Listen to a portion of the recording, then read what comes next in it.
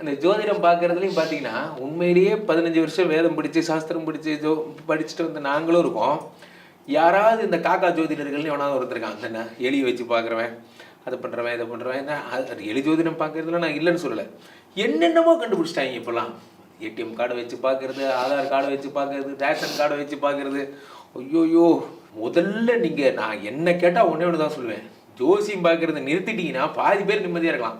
நீங்களே இப்படி சொல்கிறீங்க? ஆமாம், ஏன்னா ஜோசியம் யார் குட்டு யார் பேடுன்னே தெரிய மாட்டேங்குது. இப்போ நீங்கள் ஒவ்வொரு சேனல் எடுத்தீங்கன்னா 169 பேர், 230 பேர், 300 பேர்கிட்ட ஜோதிடர் இருக்காங்க. இது ஒரு இந்தியாவில் டாப் மோஸ்ட் பிஸ்னஸ் எதுனா ஜோதிடம் தான். India world wide top most. இது சரி, நம்ம தான் லூசு போய் போல இருக்கே, ஃபாரின்லாம் நிறையா படிச்சிருப்பான் போல இருக்கே அப்படின்னு போனால் அங்கே பார்த்தா அவன் பேர் என்ன, பாபா வாங்கே அப்படின்னு ஒருத்தன். அந்த ஆள் என்ன சொல்கிறாரு, ஏலியன்லாம் வரப்போகிறாங்க, ஏலியன் வந்து பேச போகிறாங்க, மனிதர்களுக்கு மிருகங்களுக்கெல்லாம் பேசுகிற திறன் வந்துருச்சு. ஐயோ, இது நம்மளோட லூத்து போல இருக்குது, நம்மளாவது பரவாயில்ல, செவ்வாய் தோசம் தனி தோசம் ஓட்டிக்கிறோம். இவன் எரிமனெல்லாம் வெடிக்க போகுது, விண்கற்கள்லாம் வரப்போகுது, மாயன் காலண்டர் முடிய போகுதுன்னு எத்தனை பேர் தெரியுமா சொத்து பத்தெல்லாம் எடுத்துகிட்டு போனவெல்லாம் இருக்கான்.